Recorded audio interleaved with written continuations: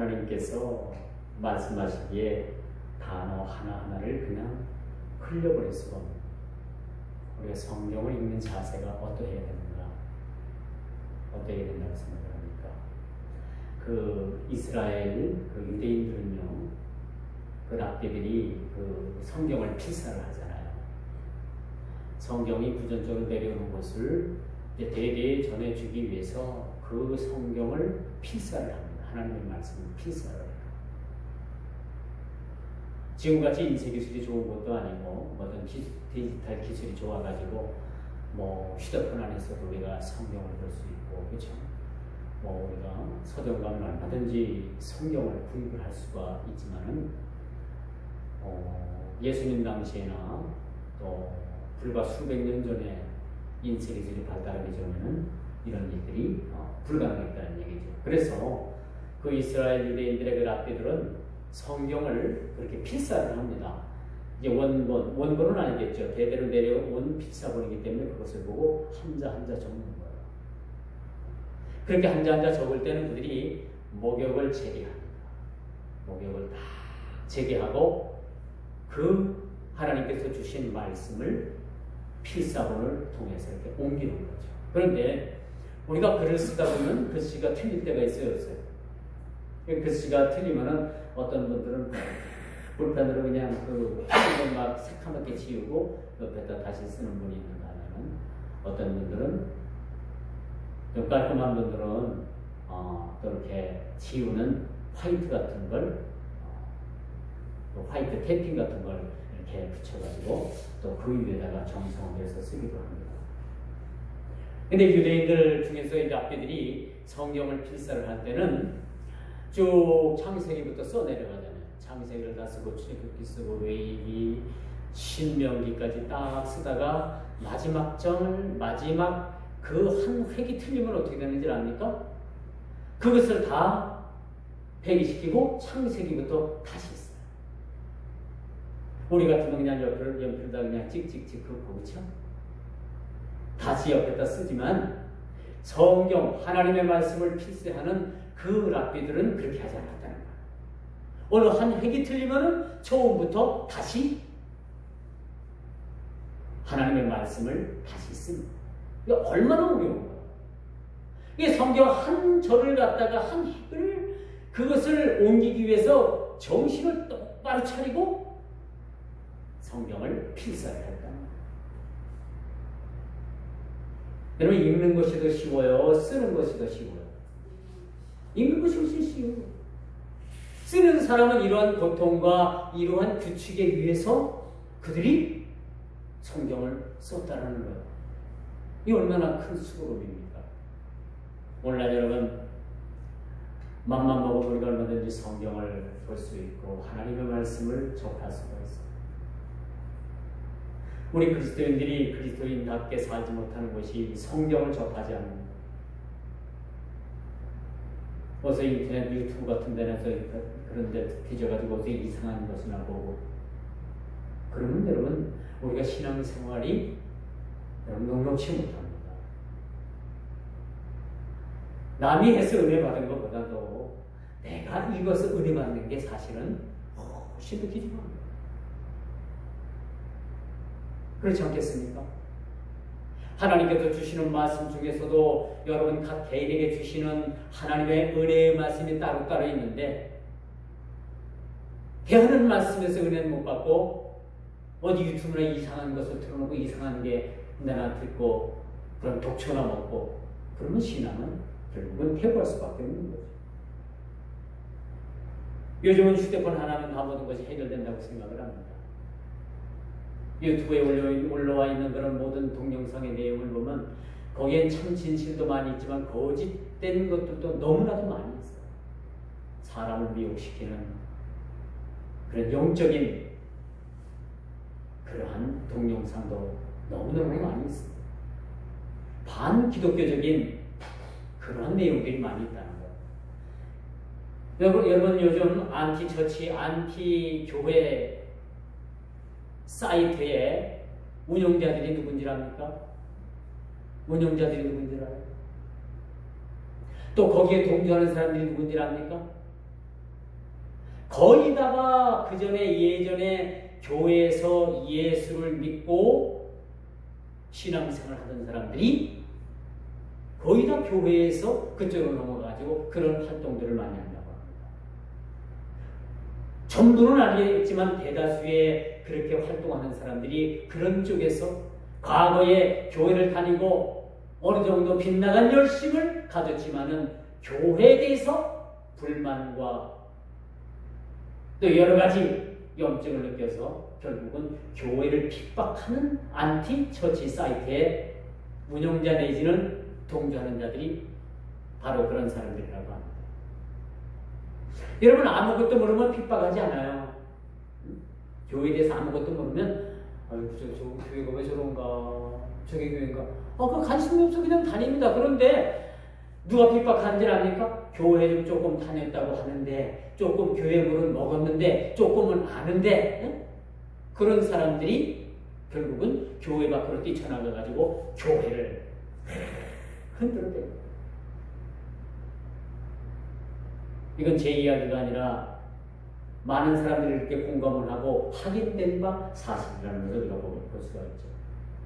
이 신앙생활도 우리가 다잡아서 열심히 하면 여러분들이 복을 받습니다. 그러나 신앙생활도 얼렁뚱땅, 자기 중심, 자기 뜻을 이루려고 하는 그러한 신앙의 바탕은 결국은 신앙의 흠이 갈 수밖에 없는 사실들이라는 사실 우리가 보게 되는 거죠. 그래서 성경 어휘 하나하나가 또 주는 뜻 그 삶 자체가 그 자체가 필수 요소적인 것이라는 것을 우리가 알게 됩니다. 여러분 길은 성경에 다 있습니다. 여러분 인생의 길은 성경에서 그 답을 주고 있습니다. 원래 그렇다면 오늘 많은 사람들이 왜 이렇게 헤매는가? 성경의 해답인 그 성경을 가까이 하지 않는다는 거예요.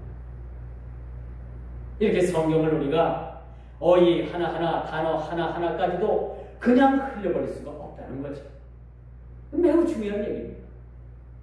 오늘 바울 사도가 이젠 고린도전서를 마치면서 그 고린도 교회 성도들에게 또 많은 아는 그 사람들을 통해서 마지막 인사를 하기 전에 사도 바울이 그 데살로니가 교회를 향해서 무슨 부탁을 하고 있는가를 우리가 보게 되는 거죠.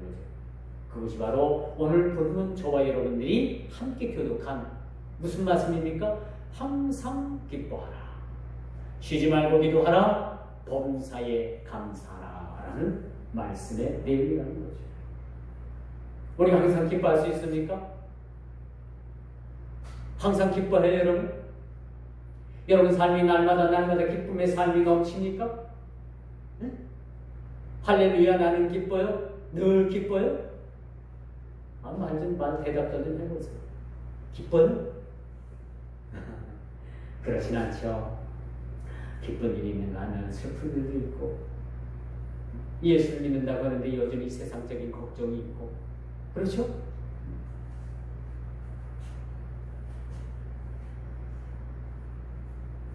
기뻐하라고 했는데 우리 마음은 늘 여름 소나기처럼 여름 장마처럼 그렇게 늘 우리는 우리 마음이 요동칠 때가 많이 있습니다. 이 사람들의 마음은 하루에도 12번씩 더 바뀌어요. 이리 갈까 저리 갈까 차라리 돌아갈까 그런 마음들을 우리가 가지고 산다고 볼 수가 있습니다. 그런데 오늘 본문의 말씀은 기뻐하라는 얘기예요. 또 기도하라라고 말씀을 합니다. 감사하라라고 말씀을 합니다. 올 연초에 제가 기도하면서 하나님 어떻게 우리 교회가 좀 기도가 좀 활성화가 되고 어떻게 또 기도하는 사람들이 많이 좀 같이 기도할 수 있겠습니까? 하는 생각에 제가 기도하는 중입니다.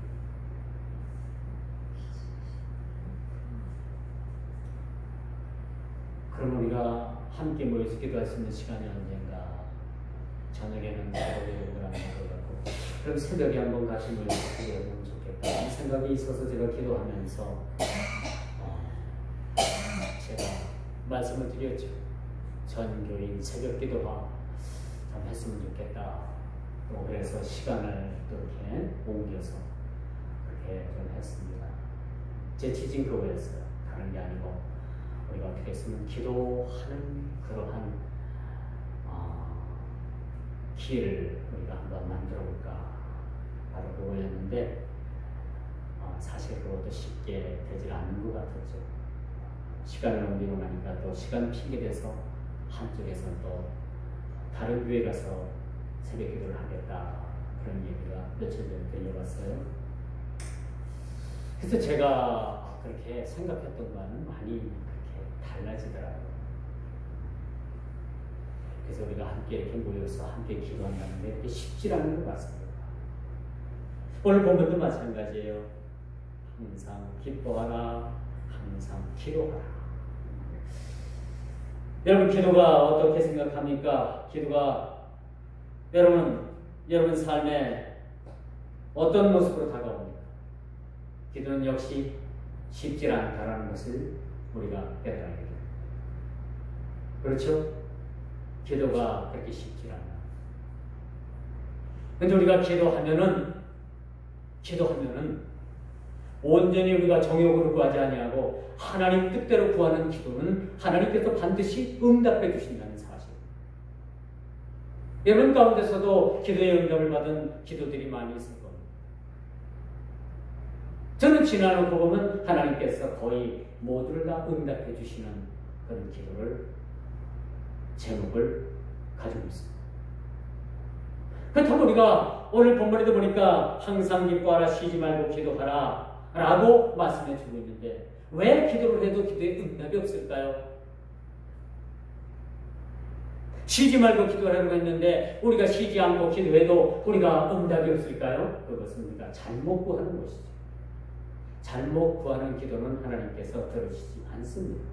응답하시지 않는 것도 응답이죠. 우리 기도가 어떤 기도라고 생각을 합니까? 하나님의 나라와 그의 의를 구하는 그의 기도예요. 하나님 나라와 그의 의를 위한 기도를 우리가 드릴 때 하나님께서 우리에게 필요한 기도까지도 응답해 주시겠다라고 그렇게 말씀을 합니다. 근데 우리는 다짜고짜 엎드리면 어떤 기도부터 합니까? 하나님 나에게 부자 되게 해주세요. 하나님 우리 자식들 잘 되게 해주세요. 하나님 내 몸 건강하게 해주세요. 하나님 내 직장 진급하게 해주세요. 늘 우리가 하는 기도는 자기 중심적인 기도라는 얘기죠. 물론 하나님께서 이런 기도를 안 듣는 것은 아니시지만 응답해 주시는 데까지는 의문이라는 말씀을 여러분들에게 드릴 수가 있는 겁니다. 오늘 말씀이 참 중요합니다. 항상 기뻐하라. 쉬지 말고 기도하라. 범사에 감사하라 라고 이렇게 말씀합니다. 근데 이 세 가지가 우리가 이 세 가지를 행하는 데는 참 녹록치 않아요. 만만치 않습니다. 어떻게 우리가 항상 기뻐할 수 있을까요? 기쁨이 충만하다가도 갑자기 내 앞에 왼수 같은 왼수가 지나가면 마음이 상해요. 그렇지 않겠습니까? 여러분 세상 사람들 생각대로 그래요. 서로 눈도 마주치지 않습니다. 그냥 원수같이 지나가는 거예요. 그런 상황에서 기뻐할 수 있겠냐는 얘기예요. 안 그렇습니까? 직장에서 동료가 나를 얼마나 힘들게 하고 마음 같아서 머리 한번 끄들고 한번 그냥 주고받고 싶은데 속이 부글부글 끓는데 하나님께서 얘야 너 항상 기뻐하라 라고 하면 기뻐할 수가 있겠어요? 불가능한 이야기 같아요. 더더군다나 두 번째 쉬지 말고 기도하라고 말씀을 합니다. 얼마나 기도를 해야지만이 쉬지 않고 기도하는 걸까? 얼마나 우리가 기도를 해야지만 여러분들이 쉬지 않고 기도하는 것이라고 생각합니다. 여러분 하루에 몇 시간 기도합니까? 몇 시간 기도합니까? 근데 성경은 쉬지 말고 기도하라고 하거든요. 그럼 뭐 생업도 포기하고 먹는 것도 포기하고 나의 모든 사생활도 포기하고 다 포기하고 이 기도 생활만 하라는가? 오늘 본문이 주어지는 이야기는 그런 얘기는 아닙니다. 우리 생활, 내 직장, 내 가정, 나의 세상과 사생활 모든 것이 다 기도가 포함된다는 거죠. 어느 목사님이 12시간 기도하는데 12시간 엎드려서 기도합니다. 그 잠은 몇 시간 주무시는가? 그럼 자기 사생활도 있고 말씀 연구하는 시간도 있고 여러 가지 시간이 있을 텐데 12시간을 기도를 하고 과연 정상적인 생활을 할 수 있을까? 그것도 의문이 가는 내용이라고 볼 수가 있습니다. 물론 엎드려 기도하면 12시간 할 수 있겠죠. 그런데 12시간 기도하면 다른 생활을 포기해요. 직장을 포기하든지, 그렇죠? 사생활을 포기하든지, 집의 살림을 포기하든지, 뭘 포기하든지 포기를 해야 돼요. 같이 병행할 수는 없다는 말씀을 드릴 수가 있는 거죠. 세 번째 참 중요한 의미가 나옵니다. 범사에 감사하라라는 말씀입니다. 범사. 여러분들이 가끔 범사에 감사라는 그런 하게 해달라는 그런 여러분들이 헌금을 감사금을 드리는 분들이 있는데 이 범사가 여러분 뭡니까? 범사. 모든 일, 확대된 모든 일에 그것이 사는 일이든 죽는 일이든 나에게 불이익을 주는 일이든 나에게 유익을 주는 일이든 내가 당장 죽는 일이든 사는 일이든 모든 환경을 초월해서 하나님께 감사하는 것이 범사입니다. 그렇겠죠? 이게 범사입니다. 모든 범위를 포함하는 것. 유익한 것이나 불이익한 것이나 나에게 손해가 나는 것이나 내가 내일 당장 죽는 일에도 불구하고 하나님 앞에 이것도 모든 범사가 된다고 말씀드릴 수가 있겠죠. 이런 범위를 포함하는 것이 범사. 이런 범사에 하나님께서 범사에 감사하랍니다. 일본이 엊그제 우리나라 수출 품목인 반도체, 수출 주력 품목인 반도체 핵심 소재에 들어가는 3대 중요 품목을 우리나라가 수입하지 못하도록 막았습니다. 그리고 그것이 선포된 즉시 시행이 돼서 지금 수입이 되지 않는다고. 참 나쁘죠? 나쁩니다. 참 우리는 좋은 이웃을 만나지 못한 것 같아요. 참 좋은 이웃을, 좋은 나라를 만났으면, 좋은 이웃의 나라를 만났으면 참 뼈아픈 과거의 역사도 없었을 건데 그들은 수없이 역사를 보면은 이 조국 강산을 짓밟고 겁탈하고 빼앗아가고 36년간 식민지에서 이 조국 강산을 완전히 말살시키려는 그런 역사적 사실을 가지고 있습니다만 그들은 의미 있고 뜻 있고 정중한 사과를 하지 않고 있습니다. 그런데 여러분, 우리가 이렇게 일본을 의지하고 있다가 이번에 한방 얻어맞은 거 아닙니까? 그렇죠? 반도체, IT, 선진국, 세계에서 인터넷이 가장 빠른 나라, 이런 신조를 가지고 있지만은 우리나라 기초과학이 상당히 저급한 수준이 있기 때문에 이런 것을 당장 못 만들어내요. 어찌 보면 이 반도체로 인해 가지고 우리나라 경제가 상당히 어려움을 겪을 수도 있습니다. 우리나라가 지금 뭘 먹고 사느냐? 반도체, 자동차, 그거 갖고 먹고 사는 거예요. 반도체 막혀서 수출 안 되면 우리나라 바로 부도나겠죠. 지금 심각합니다. 이 세 가지 품목 외에도 일본에서 얼마든지 제재를 가할 수 있는 그런 경제적인 제재 조건을 많이 갖추고 있다고 합니다.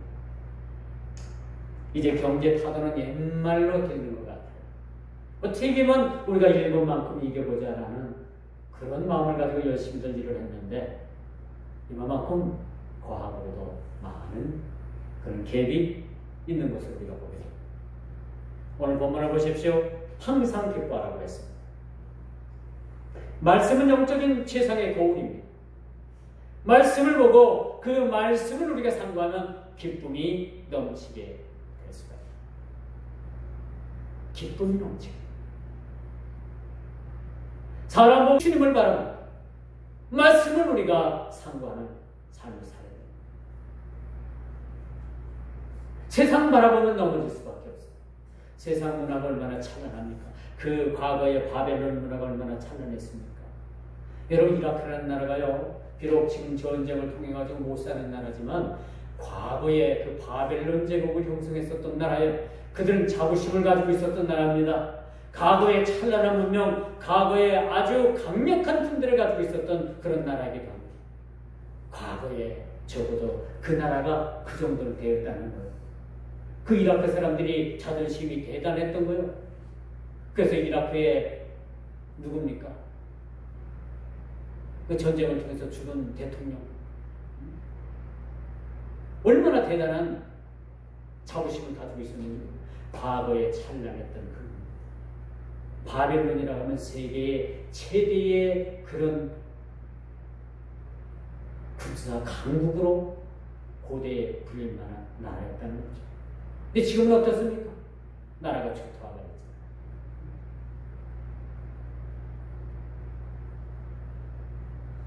우리가 말씀은 영적인 세상의 거울이라고 하는 것은요, 우리의 감춰진 죄와 허물과 불의가 민낯처럼 드러나기 때문에 우리는 성경은 말씀은 영적인 세상의 우리의 거울이라는 것을 우리가 알게 되는 것이죠. 성경을 말씀을 들여볼 때 우리 모습들이 거울처럼 환하게 드러나게 되어 있는 것. 그러므로 말씀을 통해서 굽었던 우리 마음들이 하나님께로 돌아오게 된다는 거죠. 그러므로 말씀이 역사하시는 곳에는 생명의 말씀이 부담스러운 것이 아니라 나의 참된 현실이 알려지게 됩니다. 하나님 거룩하신 말씀을 통해서 나의 현 주소가 드러나게 됩니다. 나의 그런 적나라한 모습들이 드러나게 되는 거죠. 말씀을 통해서밖에 나의 모습이 드러나는 것이 없다라는 거죠. 마치 우리 자신이 거울 앞에 선 것처럼 하나님 말씀 앞에 설 때 우리 모두는 다와 같이 우리의 치부가 드러나고 고쳐야 되고 하나님 앞에서 부담스러운 모든 것들이 그 현실들이 드러나게끔 되어 있다는 겁니다. 그래서 사람들은 쉽게 하나님 말씀을 대하려고 하질 않아요. 왜? 자기 치부가 드러나기 때문에. 자기 가장 그런 나약한 아킬레스건을 드러나기 때문에 그렇다고 볼 수가 있는 거예요. 가장 나약한 그 치부가 드러나기 때문에 사람들은 하나님의 말씀 앞에 서려고 하지 않습니다. 그리고 다른 방법으로 은혜를 구합니다. 그러나 다른 방법으로 은혜를 구해야 구할 수가 없는 거죠. 주님 앞에 나올 때 모든 문제가 해결되는 겁니다. 기쁨이 소실된 문제, 감사가 소실된 문제, 또 기도가 소실된 문제, 이런 모든 문제를 해결하는 방법은 하나님 말씀 앞에 우리가 다시 서야 된다는 해결책이 우리에게 놓여져 있다는 사실을 알게 되는 것이죠. 그러므로 우리 무엇을 극복하는 의미로 본문은 그 첫 번째로 항상 기뻐할 것을 요구해주고 있습니다. 여러분이 세상에 이렇게 기뻐할 수 있겠습니까? 자동차도 여러분 아무리 고급 자동차 몇 억, 이번 손흥민 선수가 롤스로이스인가요? 그걸 받았는데 4억 원짜리 자동차를 선물로 받았어요. 제가 유튜브에서 본 건데 그거 외에도 자동차를 4대를 누리고 있습니다. 이 손흥민 선수가 이런 자동차를 좋은 것을 내듯이 금방 굴리고 있지만은 그도 그 자동차를 몇 달만 타면은 그 자동차가 별거 아니에요. 별거 아니에요. 여러분, 세상에서 기쁨을 잠시 우리가 누리고 찾고 한다고 하지만은 그것은 잠시 잠깐 누리는 기쁨일 수밖에 없는 거예요.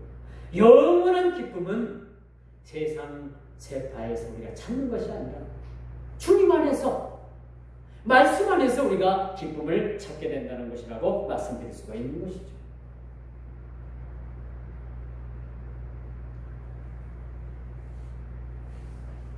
그러므로 우리는 항상 기뻐해야 합니다. 항상 우리가 기뻐할 때 하나님께서도 우리에게 끊임없는 기쁨의 그런 근원, 샘물과 같은 근원을 우리에게 공급하신다고 볼 수가 있습니다. 그 기쁨은 하나님께 주시는 그런 깊은 곳에서 이것이 우리에게 다가오게 되는 거죠. 세상에 주는 그런 기쁨은요, 겉껍질만 그냥 그렇게 만져지는 그런 기쁨입니다.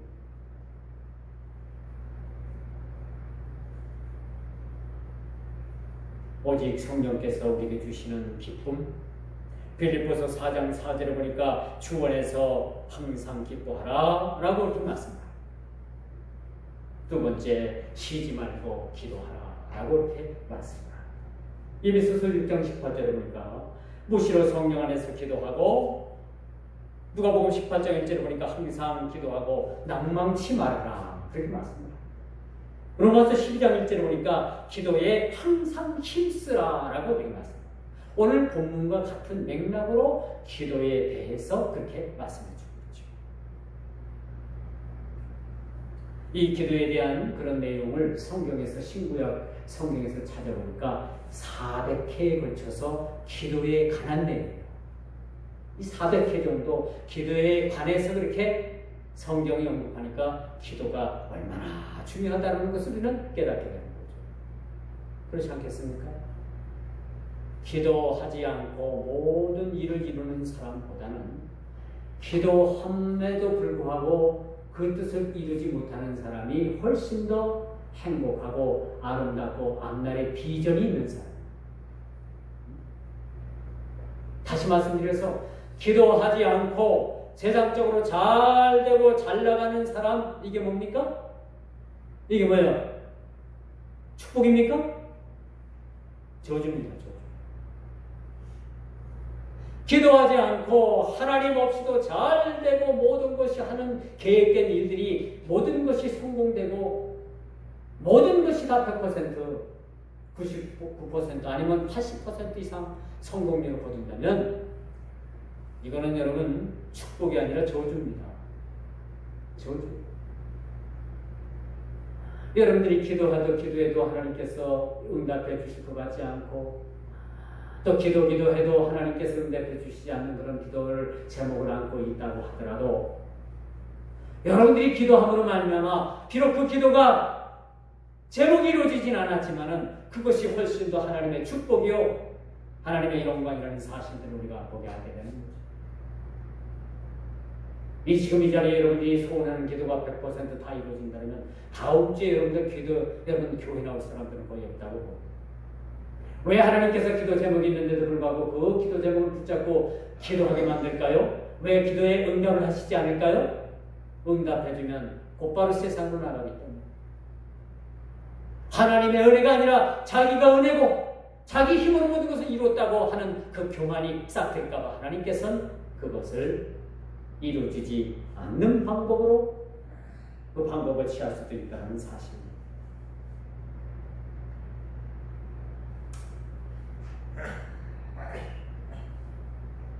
기도에 관한 교훈의 내용은 성경 곳곳에 많이 그 내용이 기록되어 있습니다.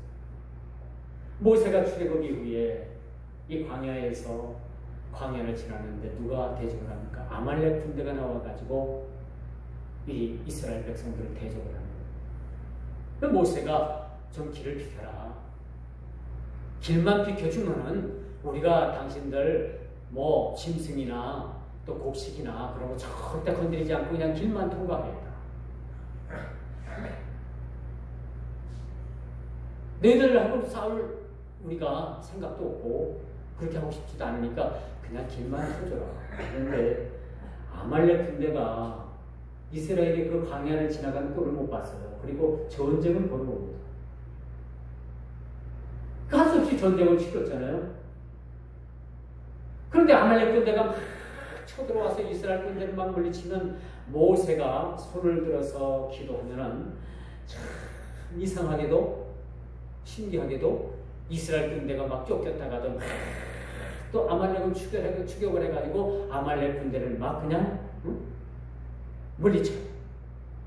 근데 모세가 너무너무 손을 드는 것이 힘들어갖고 손을 내리게 되면 또 아말렉 군대가 막 쳐들어와가지고 이스라엘 군대를 그냥 막 칩니다. 그걸 가만히 아론과 훌이 보니까 안 되겠거든요.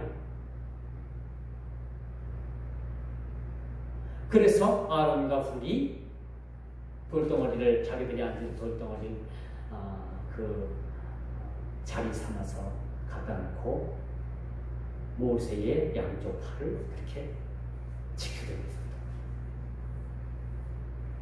밤늦도록 이 전쟁이 벌어졌죠. 그래서 결국은 모세의 팔이 내려오지 않고 모세의 팔이 하늘을 향해서 들려졌을 때 하나님께서는 이스라엘 백성들에게 승리를 그렇게 주셨다는 내용을 우리가 보고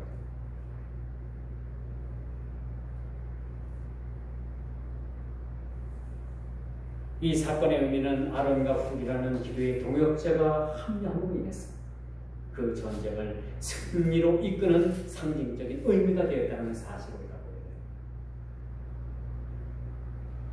돼요. 우리 개인 하나가 하나님 앞에 기도하는 것보다도 이렇게 모였을 때 하나님 앞에 합치면서 와글와글 기도하면 하나님께서 한 눈을 여시고 우리 기도를 들어주시고 그래서 우리가 모이기를 힘써야 되고요. 우리가 항상 깨어서 합심해서 기도할 필요가 여기 있다는 것을 요즘 제가 며칠 전에 굉장히 불안을 많이 느꼈어요. 이 불안함은 뭔 일이 자꾸 터져요. 불안했어. 불안. 불안하는 것은 기도하라는 내용이겠죠. 여러분 불안이 엄습합니까? 두려움이 엄습합니까? 걱정이 되십니까? 그래서 하나님께서 여러분에게 기도하라는 사람. 미리미리 기도하라는 얘기죠. 걱정, 미리미리 기도하라. 염려, 불안, 이런 요소들이 여러분 삶의 이런 것들이 참 느껴지거나 여러분 기도하십시오. 이게 하나님께서 기도하라는 사람. 여러분 다니엘의 세 친구인 사드락과 메삭과 아벳느고가 그 당시에 느부갓네살 왕이 금신상을 세워놓고 여기 쳐라라 라고 했는데 이 세 친구들은 하지 않았어요. 이 소문이 왕에게 들까지 들려가가지고 그만 그 펄펄 끓는 용광로 풍부 속에 이 세 친구들이 던져집니다.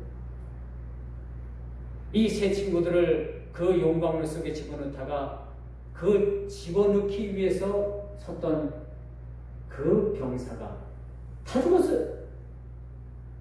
그리고 이 세 친구는 그 용광로 속과 같은 그러한 풍부 속에 던져졌습니다. 어떻게 됐겠습니까? 뭐 들어가자마자 다 죽었겠죠. 이게 과학적이고 이론적이란 거예요. 근데 한참 후에 보니까 그 용광로 속에 다니엘의 세 친구뿐만 아니라 한 친구가 같이 걸어다니는 거예요. 어우 추워. 이놈들아 불을 좀 더 떼라. 응? 이놈들아 좀 불을 더 떼라. 제가 어릴 때 사명당이라는 그런 영화를 봤어요. 아주 어릴 때 국민학교 한 1, 2학년 때 되니까 이제 동네 마을마다 이렇게 그 가설 극장에 들어오잖아요. 거기 사명당이라는 영화가 있었어요. 근데 사명당이 그 일본 사람들한테 잡혀가지고 그렇게 이제 방에 갇혔는데 일본 사람들이 밖에서 막 장작불을 막 지피죠. 이게 영화예요, 영화. 그냥 한 귀를 듣고 한 귀를 흘리세요. 그러니까 이제 사명당이 막 그냥 그 막 찜질방 같은 데서 막 뜨거워서 어쩔 줄 몰라 하는 줄 알았더니 사명당이 그냥 추워가지고 오들오들 떨면서 하는 말이 밖에다 대고, 야 이놈들아 춥다, 불을 더 지펴라.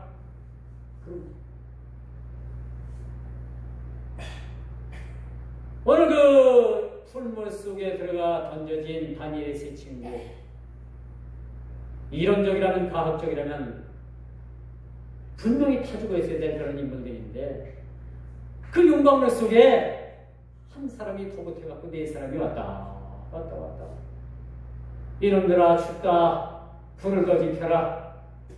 그런 말은 없지만 그들이 터록 하나 거슬린데 없다라고 성경은 이렇게 말해주고 있습니다.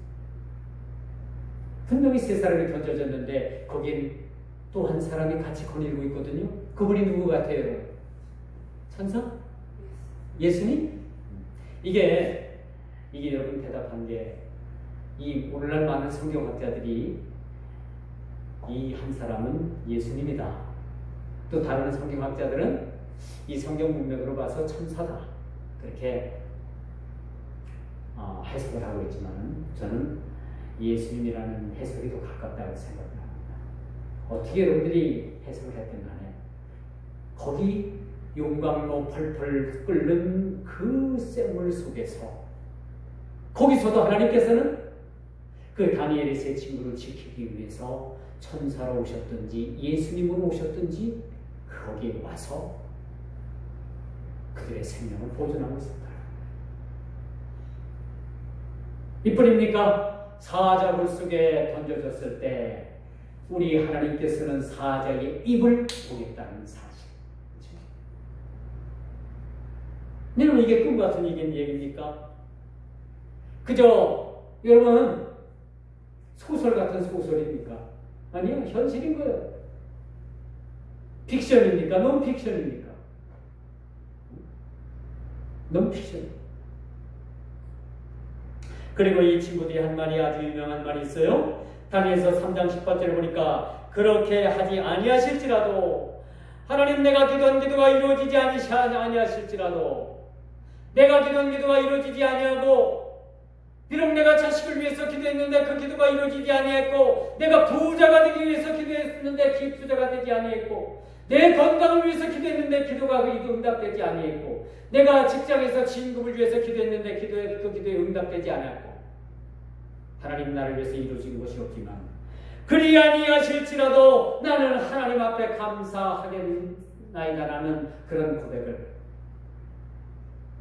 이 풀물소 속에 들어가가지고 우리가 타 죽고 흔적도 없이 우리 몸이 그 불에 타 없어진다 하더라도, 그렇게 하실지라도 우리는 하나님 앞에 감사를 잊지 않겠다라는 그런 고백을 우리가 하나님 앞에 보게 되는 겁니다. 사랑하는 성도 여러분, 이게 진짜 믿음의 신앙입니다. 이렇게 믿지 않는 것은 다 가짜예요. 죄송하지만 다 가짜입니다.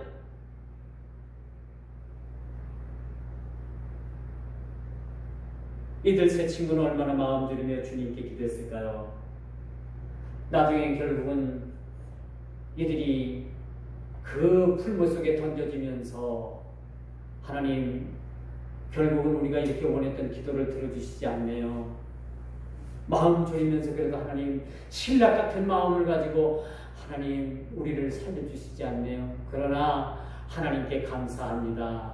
하나님 우리를 그렇게 하시지 아니하실지라도, 우리를 이 풀무불 속에서 우리를 구해주시지 아니하실지라도 우리는 하나님 앞에 감사합니다라고 그런 고백 속에 풀무 속으로 던져줬다는 사실입니다. 그런데 하나님의 역사는 어떻게 일어났습니까? 사람이 상상도 할 수 없는, 우리가 꿈도 꿀 수 없는, 짐작도 할 수 없는 그런 일들이 벌어지지 않았습니까? 이게 기도의 현실인 겁니다. 이것이 기도의 현장에서 일어날 수 있는 그러한 역사입니다. 요나가 니네로 가라는 그 말씀을 어기고 엿바로 내려가서 다시스라는 곳으로 도망을 합니다. 그 문제 때문에 그가 큰 물고기 뱃속에 들어가서 사흘 사흘 그냥 완전히 죽다 살아나죠. 그리고 이제 요나가 자기 잘못을 깨닫고 하나님 앞에 회개합니다.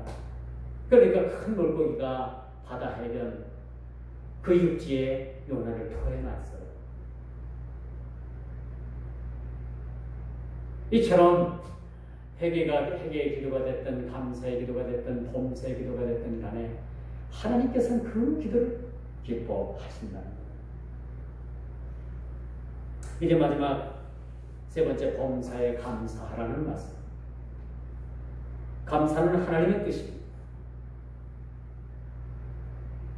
기쁠 때나 좋은 일이나 누구에나 감사할 수 있겠죠. 그러나 환난 가운데 감사할 수 있다는 것은 우리가 쉽지 않아요. 그래서 범사에 감사를 해요. 좋은 일이든 기쁜 일이든 슬픈 일이든 누가 돈을 꿔달라고 해서 돈을 꿔줬더니 돈을 떼먹고 도망을 갔던 길을 가다가 넘어졌는데 뒤통수가 앞으로 넘어졌는데 뒤통수가 깨졌던 어쨌든 간에 우리가 감사를 해요. 어쨌든 감사합니다. 여러분 기독교는 지성이면 감천이라는 그런 종교가 아니에요.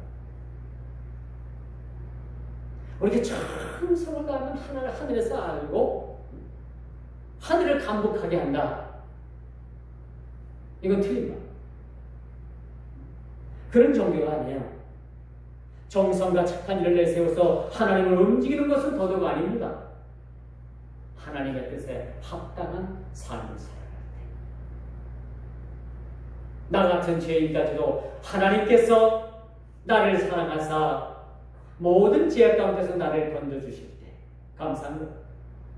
지성이면 감천이라는 얘기가 아니에요. 이거 틀린 얘기입니다. 우리 기독교에는 전혀 상관없는 말이에요.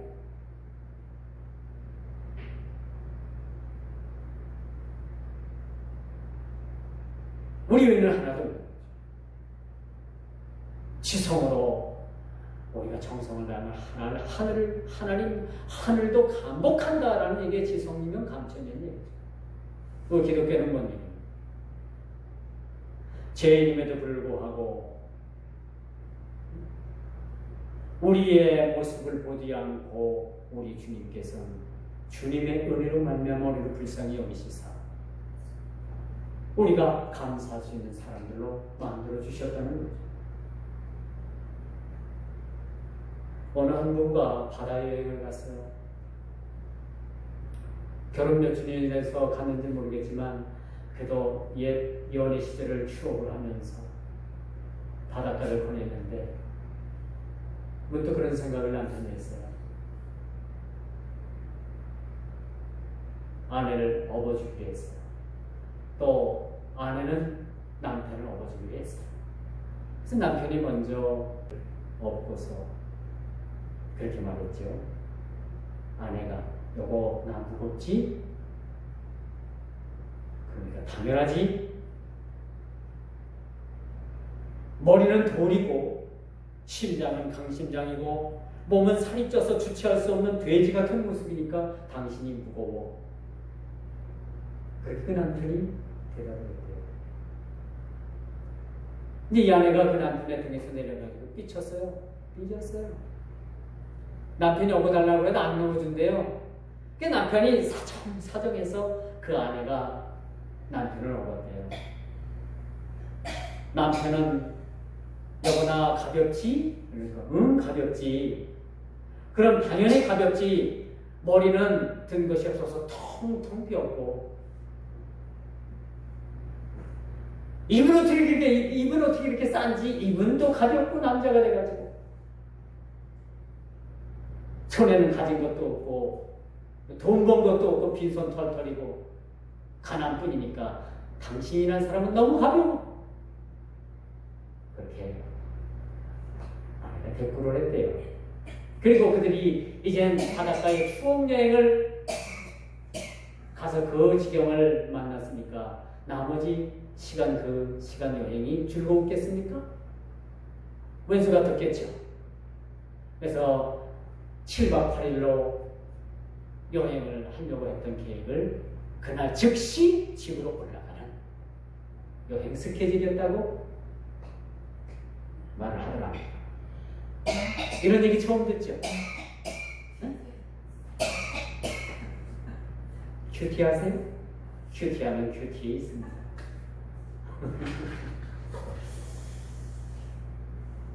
그래서 여러분, 우리는 주어진 환경을 어떻게 보느냐에 따라서 감사할 수 있는 것이 아니에요. 주어진 환경이 어떠할지라도 우리는 감사할 수 있어요.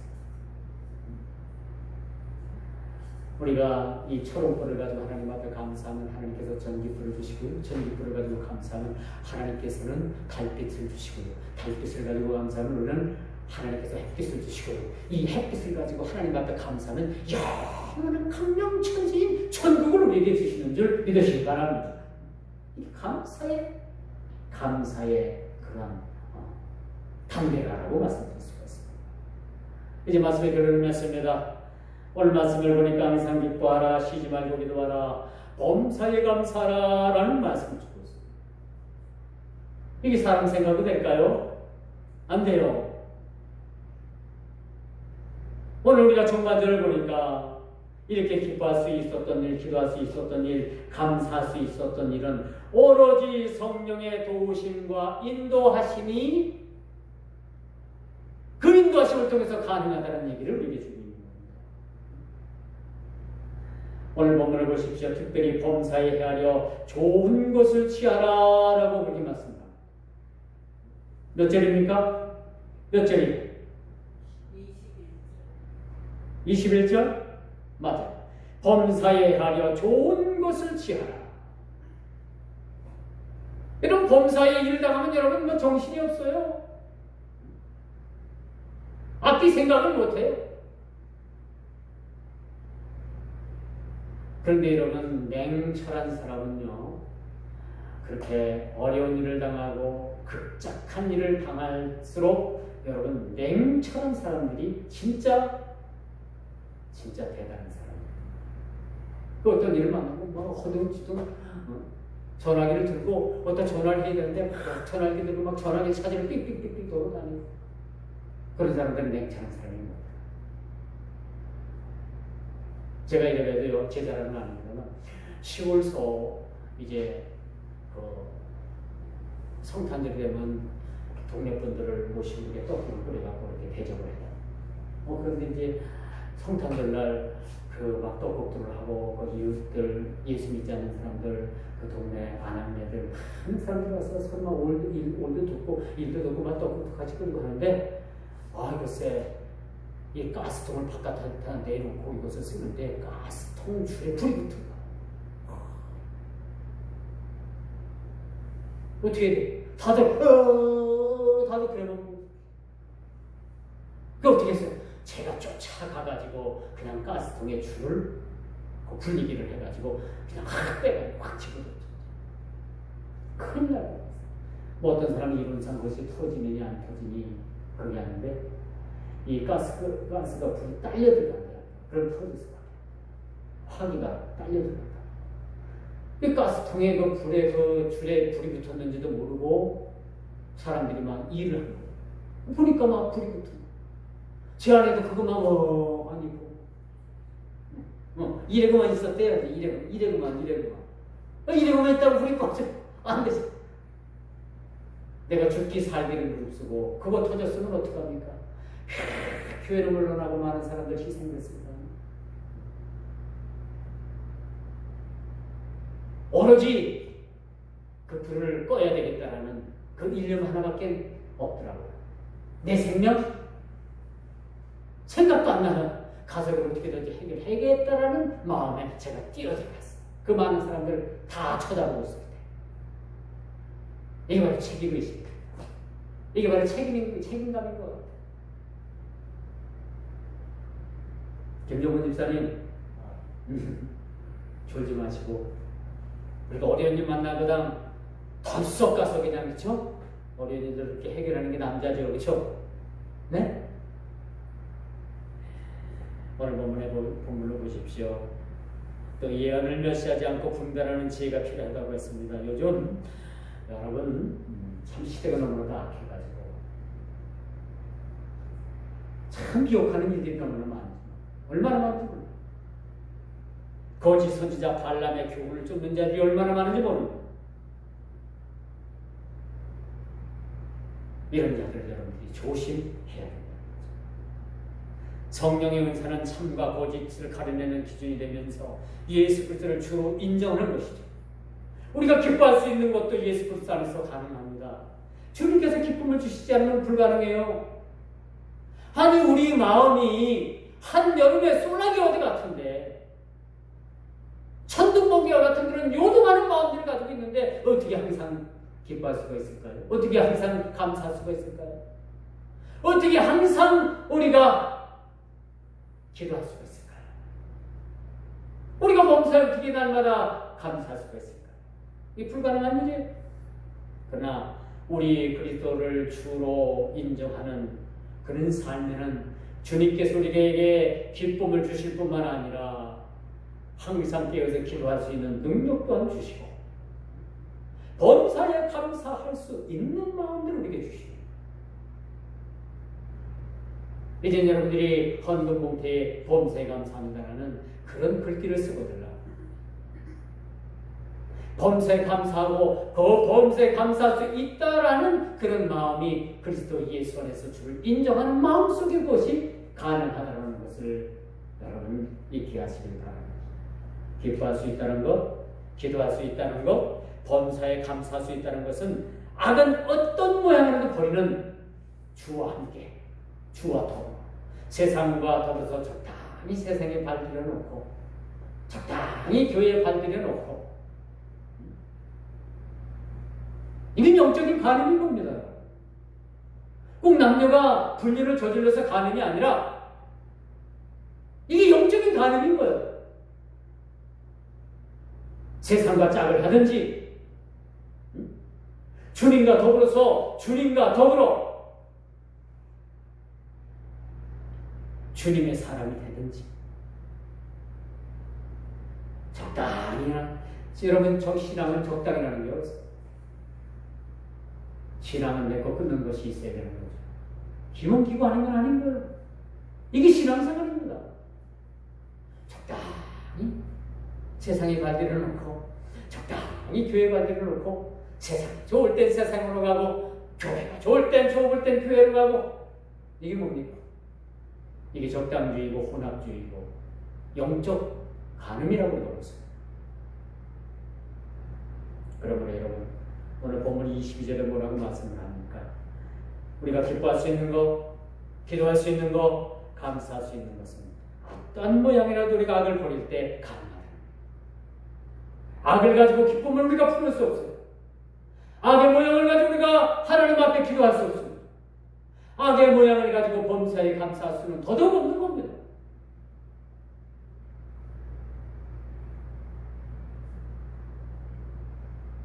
이런 더러움을 버리고 악의 모양을 버릴 때 우리 기쁨이 시작되는 것이고 기도는 시작되는 것이고 감사는 시작되는 거죠. 오늘 본문 말씀 우리가 다시 한번 기억하시길 바랍니다. 이제 데살로니가 전서를 쓰면서 그쪽 성도들과 다 인사를 했는데 이제 데살로니가 후서를 또 쓰잖아요. 나중에 기회가 돼서 어쨌든 인사합니다. 마지막 이제 정말들은 인사를 끝나고 데살로니가 교회 성도들 또 오늘 사는 우리들에게 바울 사도가 부탁한 말씀이 바로 뭐냐? 기도하라, 기도하라, 감사하라. 이 정도는 여러분들이 머릿속에 넣을 수 있겠죠? 이 정도는 여러분 머릿속에 아무리 머리가 나빠도 이 정도는 여러분 머릿속에 꾸겨놓을 수가 있겠죠. 이 머릿속에 꾸겨놓은 이 말씀이 여러분 가슴을 타고 내려와서 여러분 가슴 마음 중심에 이 말씀이 잘 심겨진 그런 잘 박혀진 목과 같은 그러한 말씀으로 자리 잡기를 주님의 이름으로 축원하면서 말씀을